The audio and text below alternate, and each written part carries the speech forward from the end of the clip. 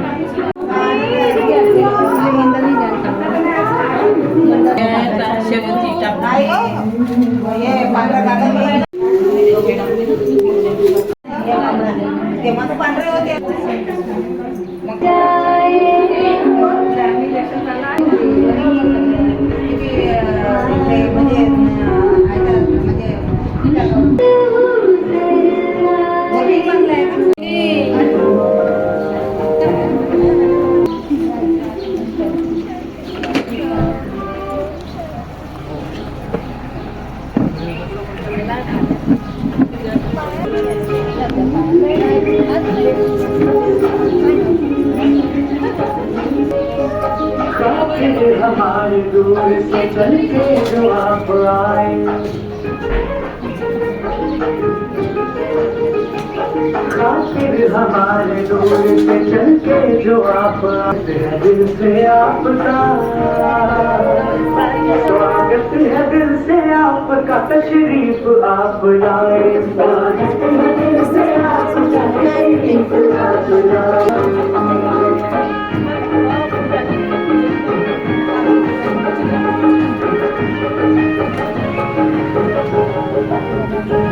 खुशियाँ बिखेरती हैं, खुशियाँ बिखेरती हैं, यहाँ आपने ये वक्त सज गया है, तुम्हें अपने दिल से आपका स्वागत है, दिल से आपका तशरीफ आप लाए।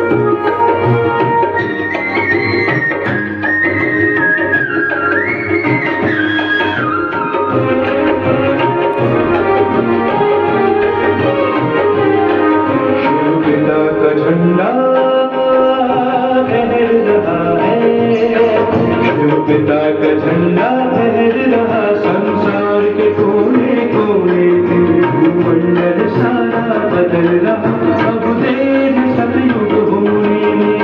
पिता का झंडा लहर रहा संसार के कोने कोने में, भूमंडल सारा बदल रहा अब देर सतयुग होने में। पिता का झंडा लहर रहा है।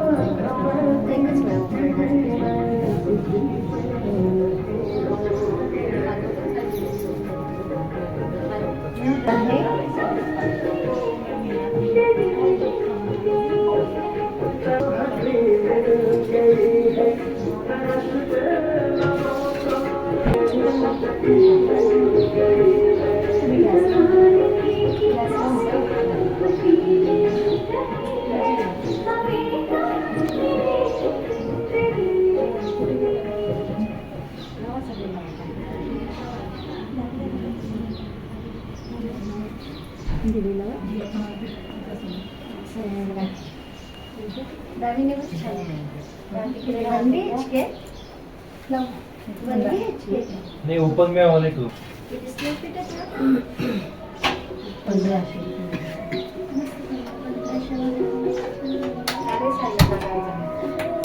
किती फुलावली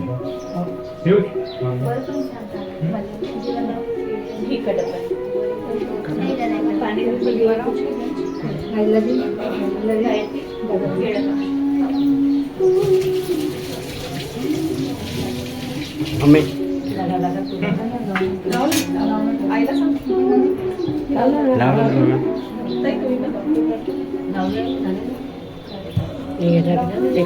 आहे एक दिवस आता अजून आहे दोन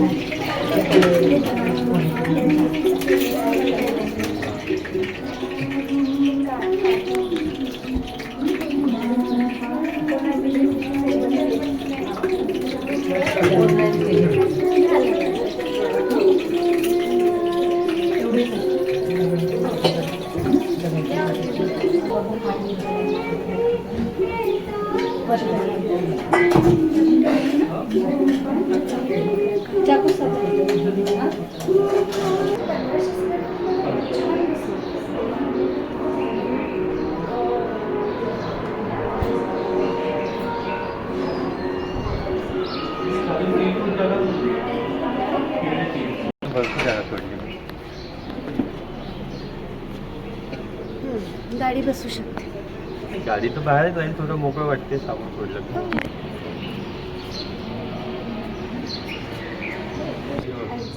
नाही आईचं खाली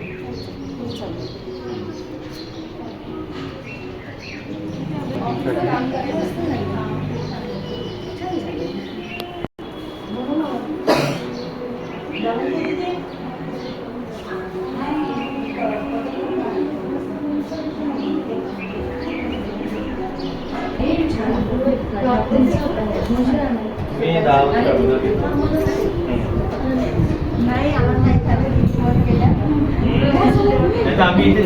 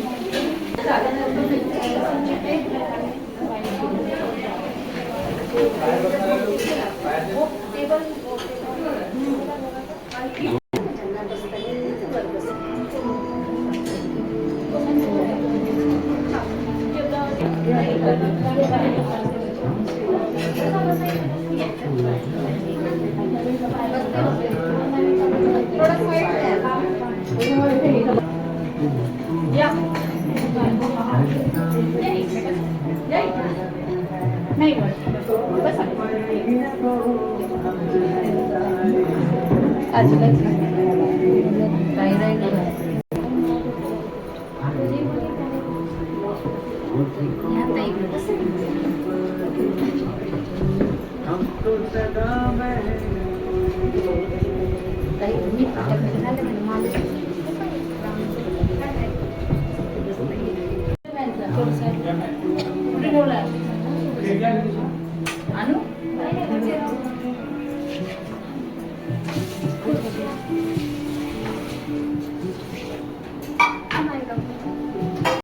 ಮಾಡಲಿ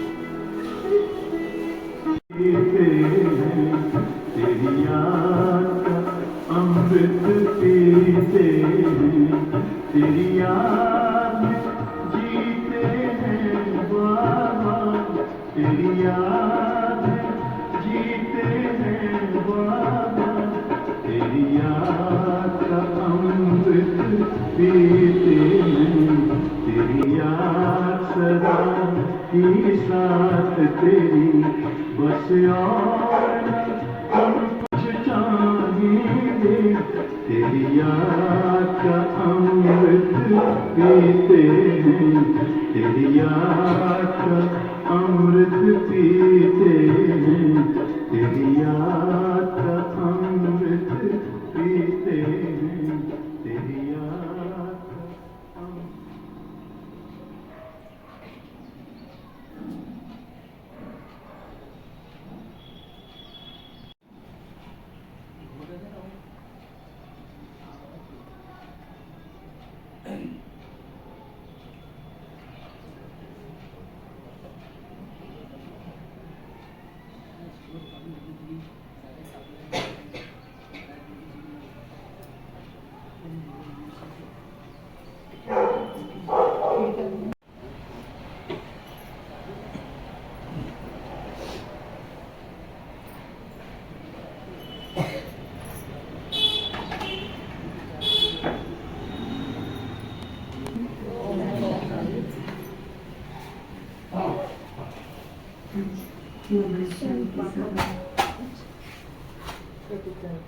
हम सब एकत्रित हुए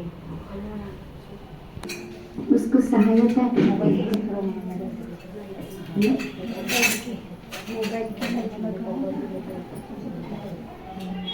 अर्थात फरिश्ते आकाश भ्रमण करते करते अनेक आत्माओं को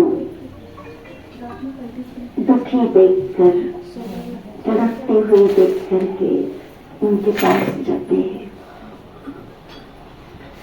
और ऐसा कोई ना कोई सहयोग का हाथ उनको मिल जाता है जो कहते हैं भगवान ने मेरे लिए देवदूत भेजा था, कोई फरिश्ता भेजा था, आकर के वो मेरी मदद करके गया।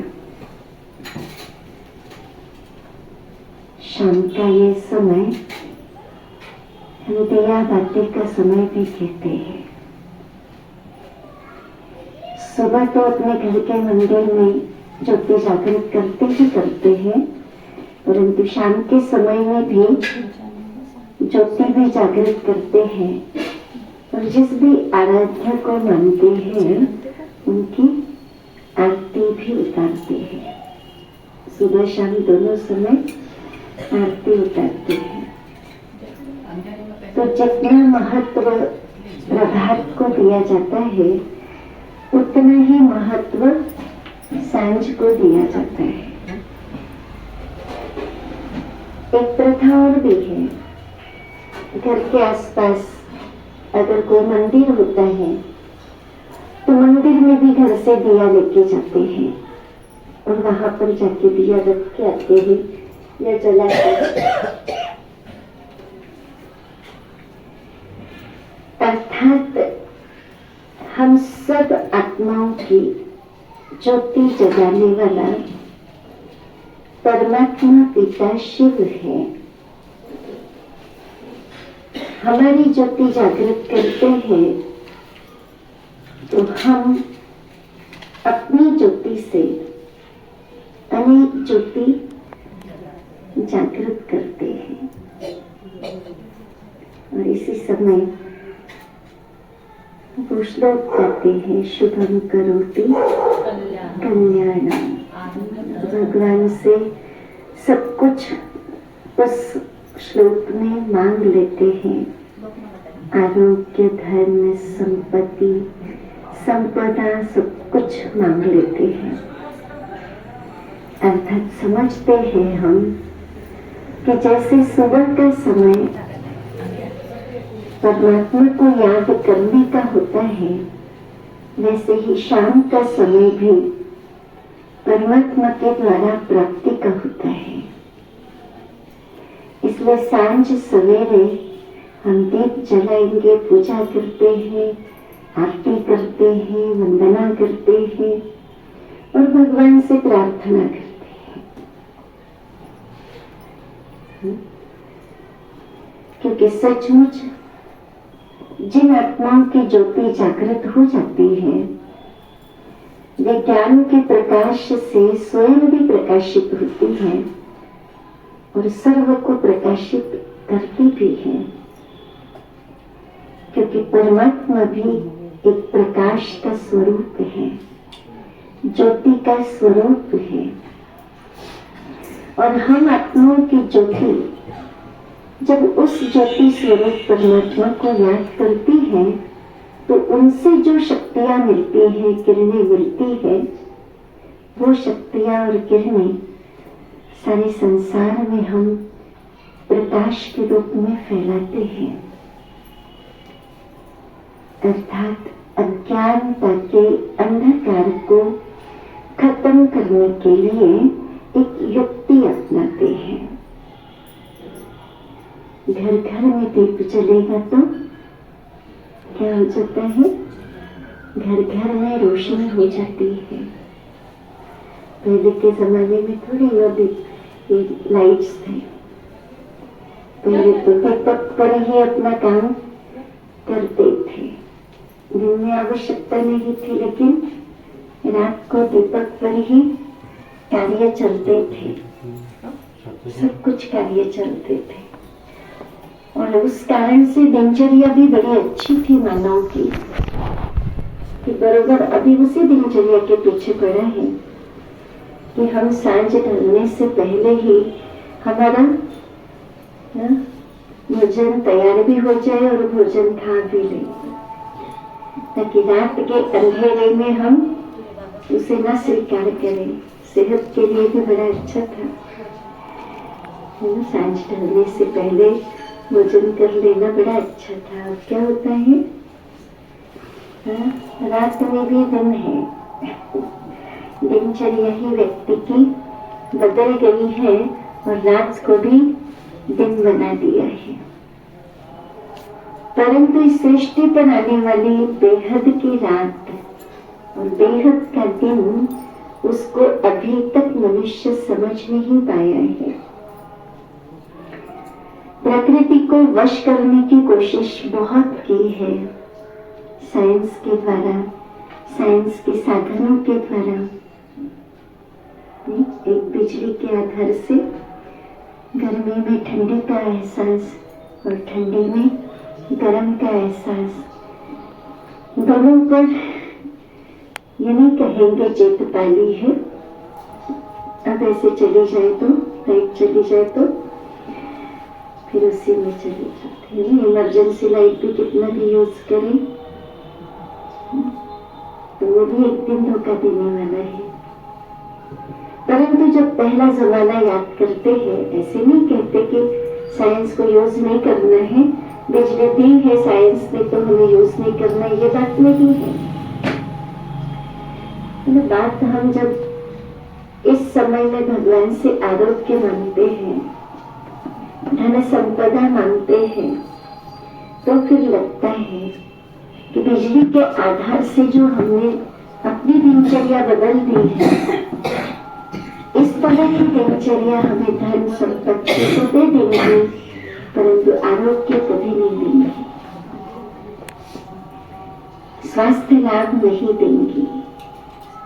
क्योंकि देरी से सो घड़ी भी तो नहीं थी।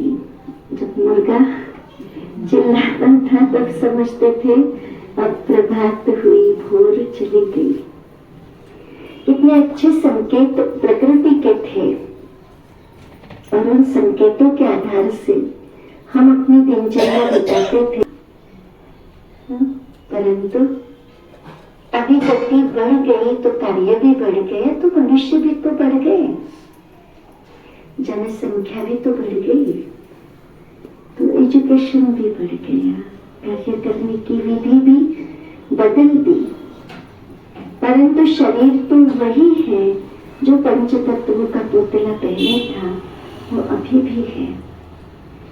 उसको आरोग्य प्राप्त करने के लिए दिनचर्या ठीक होना बहुत जरूरी होता है। जीवन जीने का अर्थ ही बदल गया है। जैसे मनुष्य की इच्छा हो, उस इच्छा अनुसार जीवन को व्यतीत करना, उसको वो समझता है जीवन जीने की कला। परंतु इससे कई हानि वो अपनी कर चुका है। भाभी हमारी दोनों भाभियां,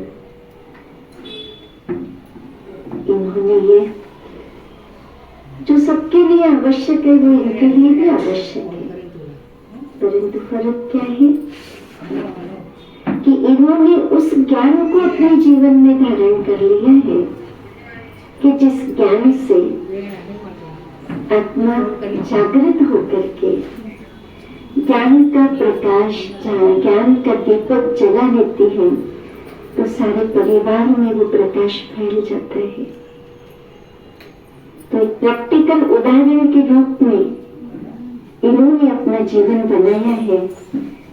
आप सभी देख रहे हैं, ऐसे कई परिवार अपनी जीवन यात्रा को सुखद बना चुके हैं इस राजयोग से या राजयोग की शिक्षाओं को धारण करके, है ना। व्यक्ति की आवश्यकताएं तो वो किसी न किसी ढंग से पूरी कर ही लेता है, जो उसके जीवन आवश्यक वस्तुएं हैं, चीजें हैं, जो भी कुछ है। लेकिन कई बार सोचते हैं, कुछ समय पहले ये बात मुख पर आती थी हमारे, कि अन्न वस्त्र निवारा ही हमारे जीवन की ये तीन ही केवल आवश्यकताएं हैं। परंतु आज उन आवश्यकताओं ने स्वरूप इच्छाओं का ले लिया है, और वो इच्छाएं जब पूरी नहीं होती है तो विकारों की प्रवेशता मनुष्य के अंदर होती है। सारा परिवार आप सभी देख रहे हो कि कितना सुंदर तरीके से सारे परिवार को एकत्रित करने के लिए जोर जबरदस्ती की बात नहीं होती है, परंतु हमारा व्यवहार एकत्रित कर देता है। और जहाँ एकता है परिवार के अंदर, वहाँ शांति है, सुख है, चैन है, इच्छाएं कम है, अपेक्षाएं कम है, परंतु सुख और शांति अधिक प्रमाण में वातावरण में आती है। तो ये कला परमात्मा के ज्ञान से ही प्राप्त हो सकती है। क्योंकि आजकल परिवार के अंदर 4 लोगों का इकट्ठा रहना भी कितना मुश्किल दिखाई देता है।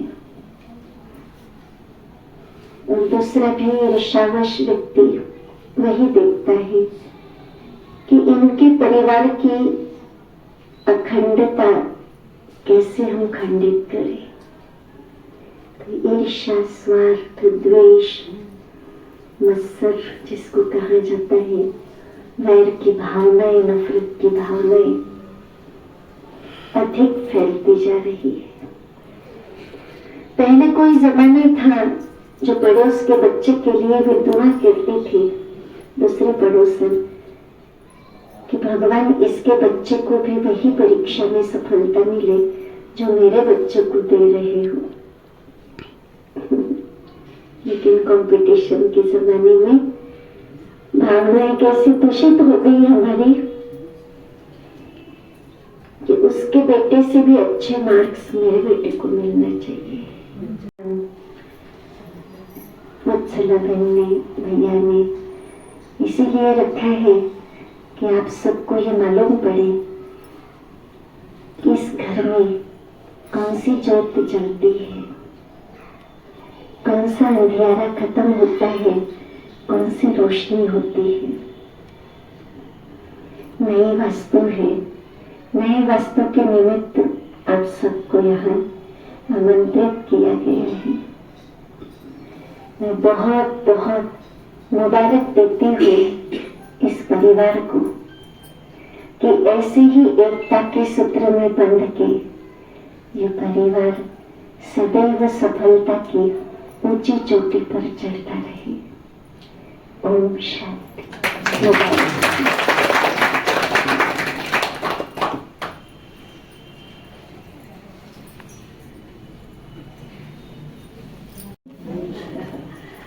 वत्सला बहन बहुत वर्षों से इस विद्यालय में आते हैं और उधर जो महल एरिया है वहाँ तो इतना वना गजबज एरिया में रहते थे जो नीचे से भी रोड जाता, ऊपर से भी जाता, इतनी आवाज की दुनिया में। लेकिन फिर भी हम उनके घर में हमेशा वहाँ जाते थे, लेकिन अंदर बहुत शांति का वातावरण, क्योंकि माता जी का स्वभाव बहुत शांतपूर्ण है, बहुत धैर्यता वाली है और बहुत सहनशील भी है और सबको लेकर के चलते हैं। तो ज्ञान में आए तो अकेले नहीं आए, लेकिन उनके परिवार में जितने भी सदस्य हैं ऐसा कोई भी नहीं होगा कि जो एक बार वे बाबा के घर में नहीं आया होगा। सिंधु माता जी भी बैठे हैं, वो भी पुराने हैं, इनके ही परिवार के हैं। और बहू भी हमेशा बाबा के घर में आती है, बेटा भी आते हैं। और उनका जो नाती है वो तो छोटा था तब से ही आ रहा था, सेवा भी करता है, मुरली भी सुनता है और पढ़ाई में भी बहुत आगे है। तो ये सब कमाल है कि हम जब इस ईश्वरीय राह पर चलते हैं और सही तरीके से चलते हैं, सबको लेकर के चलते हैं, तो ऑटोमेटिक पूरा परिवार बाबा के एके से जुड़ता है। और अभी इस स्थान पर भी आए हैं तो बाबा ने ऐसे ही नहीं भेजा है, यहाँ पर भी जो आत्माएं हैं उनकी सेवा करने के अर्थ भेजा है। तो इस वास्तु की पूरे परिवार को बहुत बहुत मुबारक हो, मुबारक हो, मुबारक। लेट हो गया और पहले तो महल की दीदियों को निमंत्रण था, लेकिन उनको एकदम संकल्प आया नहीं दीदी को बुलाना है। फिर तो हमने कहा दीदी का तो पूरा टाइम टेबल देख करके बुलाएंगे, तो इसलिए आज का दिन हो गया। तो माना उनके बाबा के घर के प्रति, बाबा के जो बहने हैं उनके प्रति बहुत बहुत भावना है और मधुबन के लिए भी बहुत भावना है। तो उसका ये फल है कि बराबर दीदी इतने व्यस्त होते हुए भी बराबर उसी दिन यहाँ पर इनको मिले। दीदी दिन भर भी माना कहीं ना कहीं प्रोग्राम होता है तो जाते हैं। ओम शांति। मेरी बहुत दिन की इच्छा थी कि अपने घर में प्रोग्राम रखना, लेकिन वो मौका ही नहीं आता था इतने दिन। मराठीतच बोला ना वच्छला काय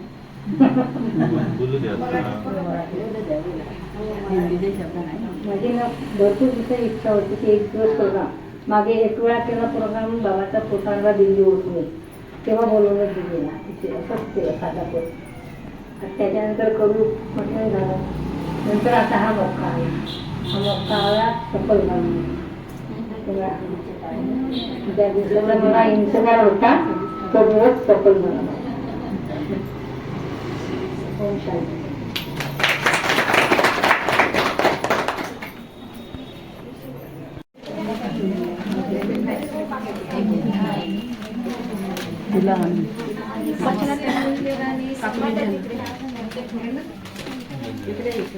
ओ माताजी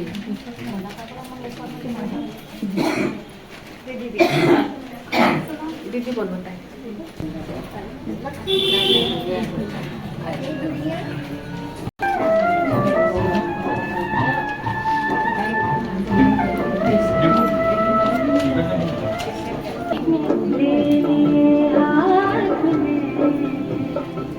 अब हमें और क्या चाहिए.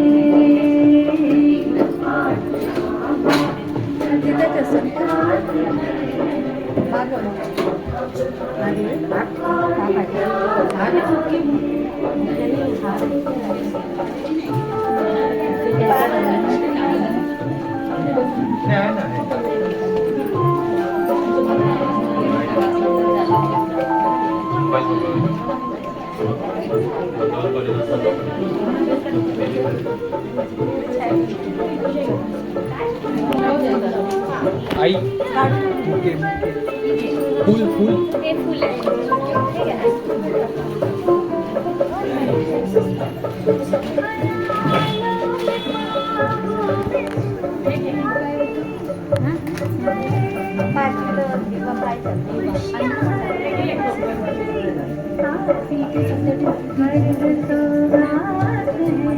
ताई असं जाऊ नका.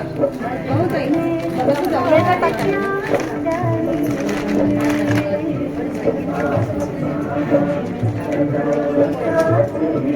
माताजी वय किती आहे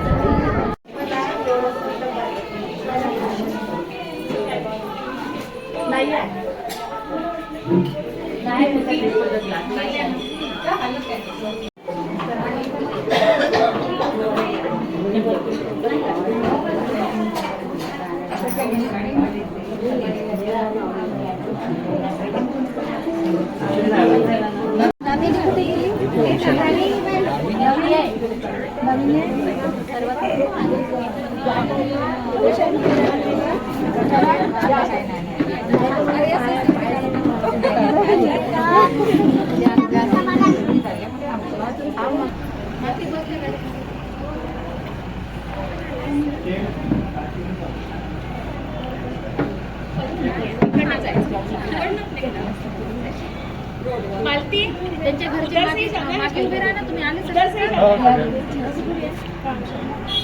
पहिली ही गाडी राहील ना दीदी ही गाडी राहील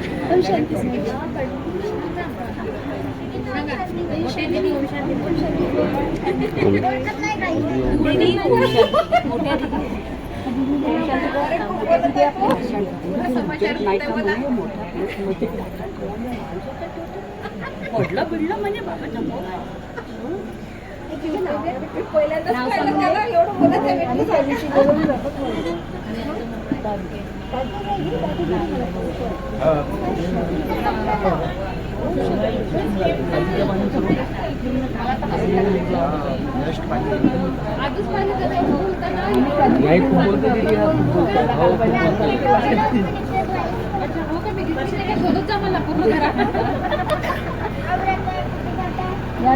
आता त्या जास्त ऐकल्या कधी कुठं जाता काय वर्षाने ना बाई तू काय करते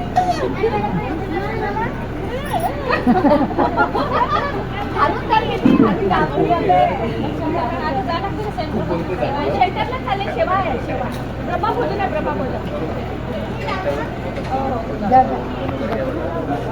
नाही तिथे लावतो ठीक आहे भेटतो मग का आता फोन करताना विचार करून कोणाचा